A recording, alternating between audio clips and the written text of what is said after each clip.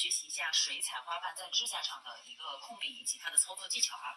然后这里我随便就是用一张点了一些这个基础甲型，然后一支水彩笔，再去调色盘上进行调色，随便选一个颜色来看啊。我们之前课程学过，基础花瓣的控笔是通过笔的侧面，是用笔尖的侧缘去压出它的花瓣形态来的，对吧？然后在指甲上运用的时候，大家一定要注意好甲面这个花瓣的构图比例。实际上我们用这个水彩在进行绘画的时候，我稍微放大一下啊。在绘画的时候，需要多多注意好颜色以及位置的搭配。比如说一朵花，如果我们想画的偏鲜艳一点的情况下，那么颜色的这个色彩程度一定要高。但如果说我们想画的花瓣色彩程度不要那么高的话，那就在这个颜色里面适当加上它的一个灰调色。比如说在这里面我加上一点点它的赭石啊，大家说赭石，你看整个它的颜色会变暗，能看出来吧？就是在鲜艳的这个颜色里面，我稍微加一点点赭石，就是偏棕调的一点点，能看出来吧？你看它的色调会变暗啊，所以说大家在画的时候注意好其他指甲，比如说是偏暗一点的，那么你的这朵花千万不要过于鲜艳。然后这里是一个小小的简体，另外画的时候来我们取颜料，取好颜料之后不需要去涮笔，直接去进行绘画就好了。但如果说在指甲上水量比较大，需要我们简单去吸一下水分，然后再去操作，因为在纸上啊，所以它的吸水性比较强。来，首先看。我们画的时候，同样定好一个大家画彩绘咱们都学过，它的外轮廓是一个接近于圆形的，对吧？写一个小米字，大家可以试一下啊，一个圆来控制好涂，然后到中间收起来，可以吗？可以。来偏远一点的旁边，来通过压笔去控制整个花瓣的形态以及轮廓，最后结尾收一下啊。也就是我们最终画在指甲上的最后呈现的，如果画一半那就是半圆，千万不能给它画成一个长圆椭圆形啊，不能画成椭圆形。我们画的时候来看，第一种，如果说花心的位置在这个地方，我们画花瓣，想画大画小是由我们自行控制的，只需要每一个花瓣的花心朝向中间点。如果花心它的位置比较大，那么我们在画的过程中就要给花心预留出足够的这个空间。哎，留的稍微大一点。如果花心比较小的，那么我们在画的过程中，是不是这个花瓣再取点色啊？有点干了。哎，画的过程中，那么我的花瓣距离这个花心的位置可能就会稍微密集一点点。同样是两个花瓣，大家来看。对吧？你看这种花瓣就密起来，这种花瓣就留了足够的空间。尤其是我们有时候画一层也好，两层也好，两层花瓣去叠加，那么最终叠出来，你看留的空隙大一点，上面下来。这是画一些偏大一点的花瓣啊，但是水彩在画的时候不一定只是大花瓣，也有可能是一些组合的小花瓣。比如说小花瓣是居多的，然后在这儿我画一些直接一笔压下去，但是在画的过程中，大家一定注意花心的位置朝向要一致，花心的位置朝向一致。大家可以从花心往外去画，也可以从外向内去画。比如说这边我可以从外向内去组合花瓣，对吧？当然了，我们也可以由内向外，但是内侧一定要细，越往外越粗糙啊，不越粗糙越大啊，越庞大，啥词儿这都是。来看这边，对吧？甭管花瓣是大的还是小的，只要花心朝向一致，那么整个花出来的这个效果，它一般是错不了的。对不对？你看两瓣的花，好了，还有一些呢，比如说周围的碎散的一些小碎花，都是可以用这种方法去叠加。也就是说，我们基础花瓣能布置好的情况下，都是可以做出来的啊。来，我稍微再去画一点这种偏向于再画玫瑰花系列的，来调一个颜色啊，稍微都行，这个颜色大家自由决定。玫瑰花也是，比如说我想在这两边有两株，那就画上两株。如果说是只有在某个地方有一大株，那么就在中间画，一定提前确认好我们花心的位置在哪里，然后再进行绘画啊。比如这边我想在这儿画一个小玫瑰，不要画成细细长长的，该破坏啊。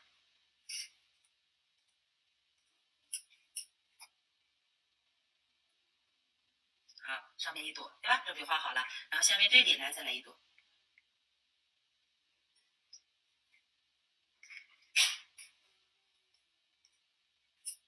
都是通过我们压笔的控制，也就是说，大家能把基础彩绘练好的基础上来画这个水彩，问题不大。但如果说连这个咱们基础花瓣啊、彩绘胶画的控不好的话，那么画水彩，大家对于花型的掌握也是稍微有些许欠缺的。所以说，大家一定从基础一点一点的去来，不要着急啊。好了，那你看玫瑰花的两朵也完成了。比如说不同的花型，我们都可以通过咱们笔型的控制。你要画一些这种大类型的花啊，你还有可以用什么？比如说蝴蝶结类的，我们是不是可以通过先去给它定出它的基本轮廓？好，下面蝴蝶一侧，然后这个位置是它的身子啊，可能身子会裸露出来，也可能看不见。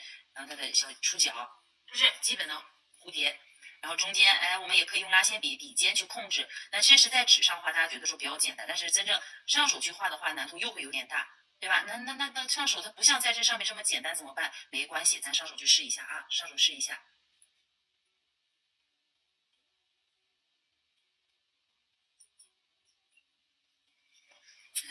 说一下。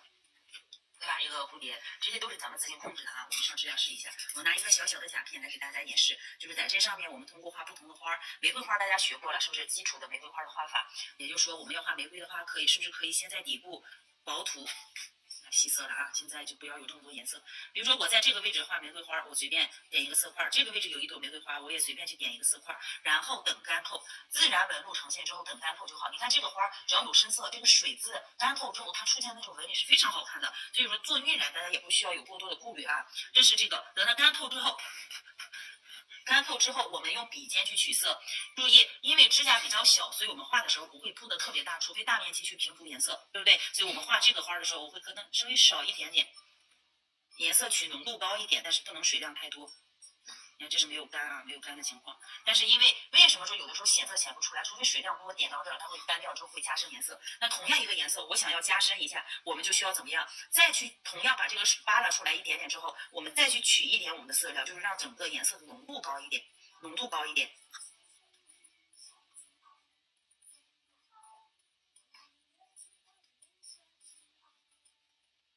浓度高一点，颜色或者是加深一点。你看调的这个颜色比上面要深一点。好了，我们在这个基础上去进行绘画。你看这个花是不是比刚才就要明显很多？玫瑰花，那这边加上去，上面反手上面去啊，找好支点，包好支撑，花瓣之间留有空隙。好了，你看这就完成血色玫瑰啊。来这个位置点一点花。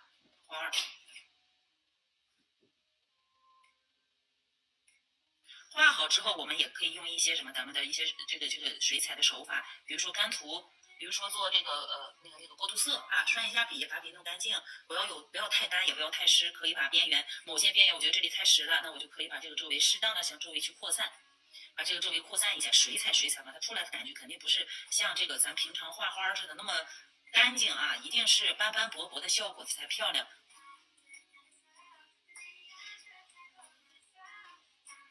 上面加点颜色，背景色也加上去。你看一个很简单的小玫瑰花就完成，其实几笔就完成了。水彩操作起来还是比较简单的。这是在白色底上面去叠加深色，显色度高，所以不需要额外做其他的一个步骤。那如果说我们想做一些这个日常简单的小花花，好了，我定好我整体花瓣的位置，我就直接可以往上去叠加。中间这里太瘦，我们可以给它稍微加粗一点点。下面这是一朵完整的俯视图的小花瓣啊，你看用笔尖侧面去控制，对吧？那我要稍微侧一点点的，不要这么圆，侧面涂的。那我们可以适当的加上2笔就可以了。还有一些侧视图的，侧视图可能说只能看到侧面的一点点，那么侧边咱们画过来，那后面的地方可能也就被挡住了，那也就是3瓣啊，2瓣也就完成。哎，这是在点一些小花的时候，这个图案的操作啊，还有一些大花，比如说大面积的，像第一个咱们刚刚画好的这个，好平涂，取好颜色平涂好了之后，控制我们的这个笔来往中间去收，下面太窄，我们往里去走。你看这种也有点类似于小蝴蝶了吧？下面来，哎，这有点偏油啊，擦一下。就是甲面，我们一旦拿手摸过，它发油性的话，画就不好画，所以大家可以擦一下。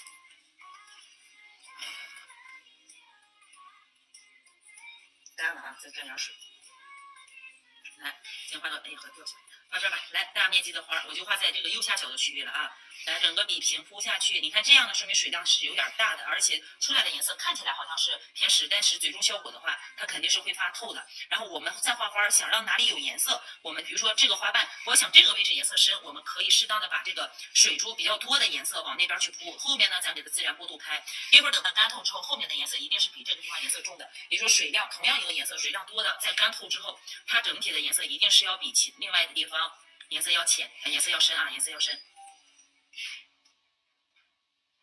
叠过去，花心啊，到时候我们再去随便去点任何类型的花心都是可以的。然后中间叠加过来，对吧？这种花瓣，像因为这个花瓣分隔比较远，是可以做2层的，是可以做2层的。我们结合咱们之前学过的这个技法来，比如说我们想在一个花瓣上叠加另外一个颜色，那我先把第1层的花瓣调的稍微透一点，就浅一点点。第1层花瓣啊，我画一些，就在这儿吧，太透，有点太透，还是有。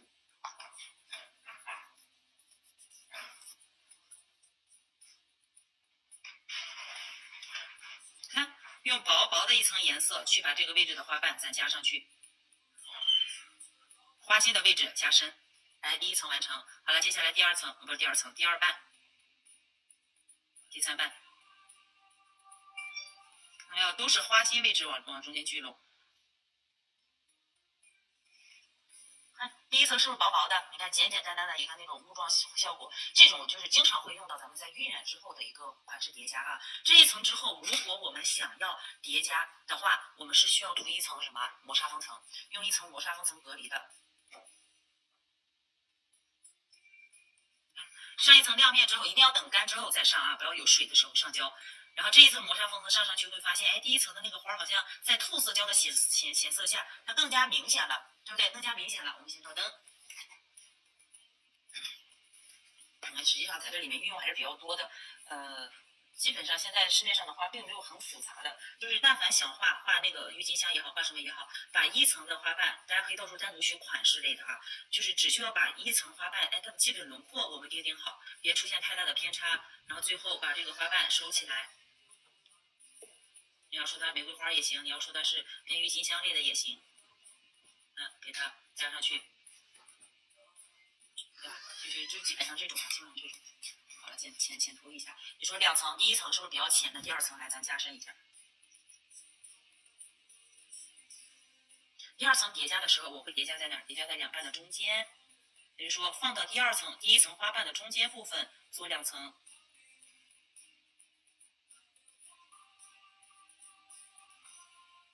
这个位置加深一下，花心的位置。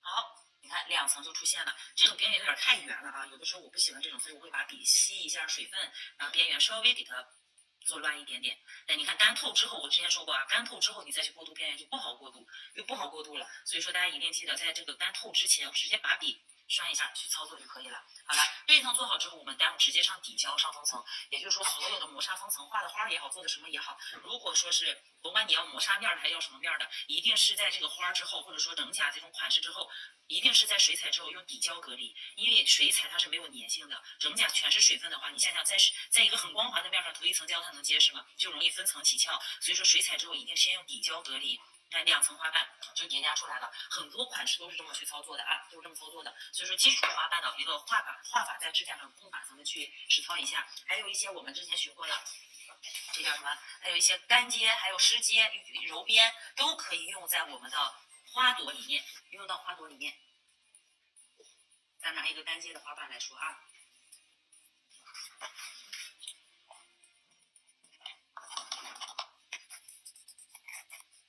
看到没有？它这里涂上底胶之后，一旦你的甲面水分没有干或者有油性的话，它就会缩胶，就有个小圈圈，就是缩胶了啊，说明你甲面有油，水油残留。来，比如说我们要做干接花，然后换个颜色吧，就拿这个干接啊，咱们的这个胭脂色。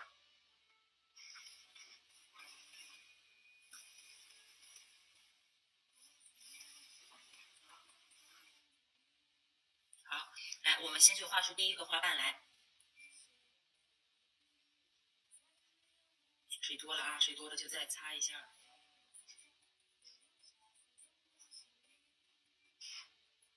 好，把花心的位置把水拖过去，加深，是不是第1层花瓣画好了？我也可以在这边来稍微加侧面一个这个颜色同色系的花瓣。好，2个花瓣画好之后，接下来等干换色，去调色换色啊。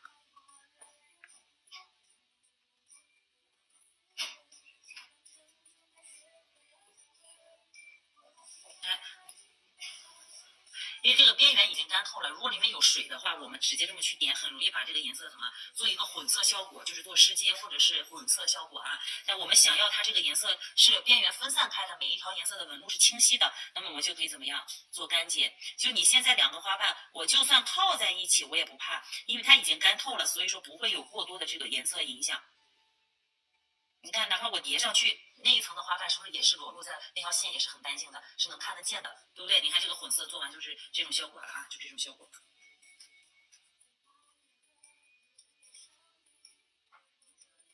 当然，大家有的时候，比如说一个想要写实类的写枫叶呀，或者说画景物的时候，想让那个颜色层次一点，比如说这个黄色，是不是看起来特别的那个啥？那么我们就可以怎样？来做混色，做混色。混色就这个意思，这边没有干透啊，我在这边稍微加上一点点其他颜色。其实这个还有一些专门的课程也给大家讲过，但是点的时候大家一定记得不要这种点，点完等它干透就会比较碎碎的，所以说想要干净的话，尽量还是手法顺一点，好吧？啊，两层花瓣，不同的这个连接方式，如果中间的位置水量过大的话，它会连的比较大啊。我们先等这层干透。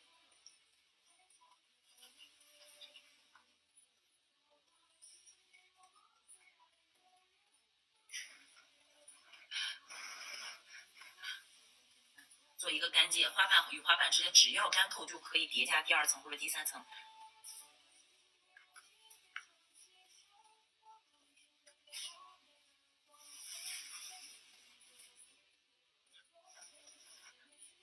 我就直接点掉了啊，快速，来看看这个位置我是不是可以叠加第三层花瓣？第三层花瓣我放上去。跟第一、第二层它是有一个明显分界是看不出来的，但是这样呢又有花瓣的一个层次感觉，所以这种大家在日常操作的时候可以随便去调整，记住结尾收笔的时候不要太粗了，你看太粗的话这个地方会晕起来，我这个就稍微有点晕色了。但是真正在操作的时候，咱们把这个花瓣结尾处给它收成一个尖，结尾不要太宽，一旦宽了那个效果就不对了，就是感觉很乱啊，就是没有根部，就跟花一样，它是一株一株呈现的，它不可能是成片的。就是一个小花花，等它干透之后上底胶再上封层。当然了，如果说有的时候我们想要叠加花瓣的颜色的时候，就是做花瓣层次，可以先去涂一层，做一层花瓣，做好之后涂完磨砂封层再叠加第二层。这个咱们有专门的这个层次花瓣的课程，水彩层次花瓣大家可以单独搜一下。然后日常花瓣的运用就是在这里面，一定记得，就是这个之后我们可以做任何风格的叠加。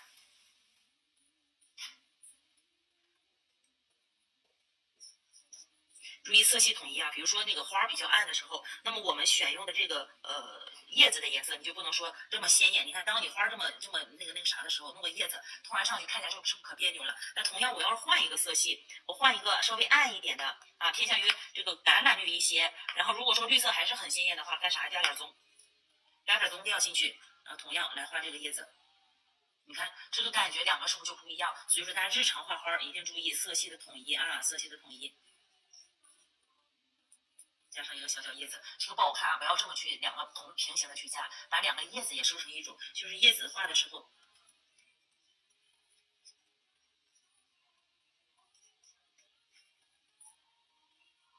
比如说一片叶子画大一点，比如说一片叶子在这儿，那另外一片叶子吸一下水啊，一片叶子在这儿，那另外一片叶子我们就把这个尖的地方朝向一致，尖朝向一致，然后往周围去叠加。两个尖的地方朝向一致，千万不要就是让两个各过各的平行啊，都不好看的，好吧？你看这样看完之后，这个颜色是不是它就稍微搭一点？也可以再加一点点这种偏橘调的颜色啊，色系会更统一。底下的这个颜色就不要用到太鲜艳的，就是不同的这种花朵，不同的操作方法，包括我们前面的技法，大家都可以自己研究着去结合起来运用。好。